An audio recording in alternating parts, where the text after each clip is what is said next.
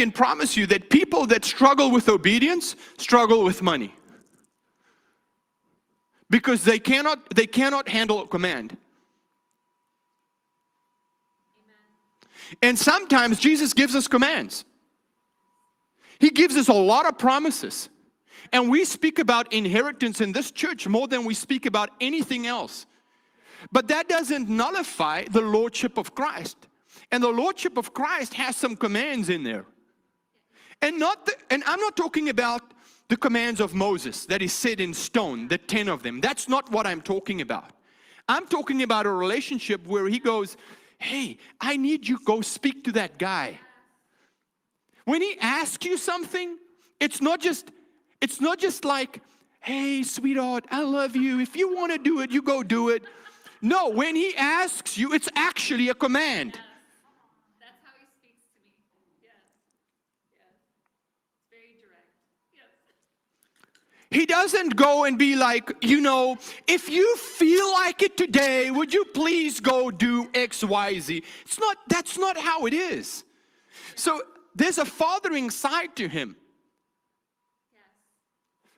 But there's a master side to him. I mean, didn't these disciples call him master all the time?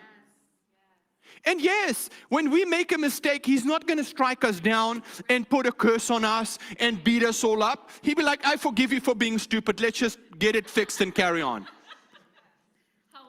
He's a good father. You understand what I'm saying? Yeah, absolutely. But it doesn't mean that he doesn't ask you something, and then when he asks it of you, that he doesn't expect you to do it.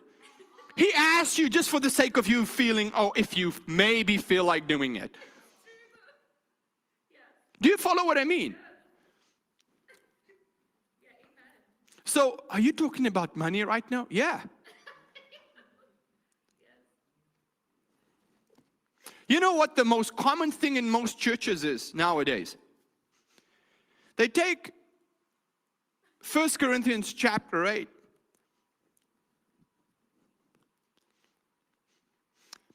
And they say, well, as you feel in your heart, so give. But they forget the verse before the time that says, he that sows sparingly shall reap sparingly, and he that sows bountifully will reap bountifully. So what was he saying? You should make up in your heart whether you're a bountiful sower or a sparing sower, because sparing will reap sparing and bountiful will reap bountiful. It wasn't like, as you feel in your heart. If you believe in tithing, then tithe. If you don't believe in tithing, then don't tithe. What he was saying is, if you don't believe in it, you're going to be poor, sweetheart. You ain't going to have nothing. That's what he was saying. So we'll give them the sweet part, but we won't give them the responsible part.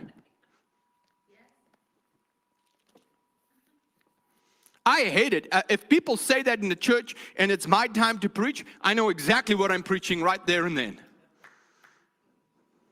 Yeah, because it puts people in bondage. It doesn't make anyone free. Doesn't liberate anybody. Amen.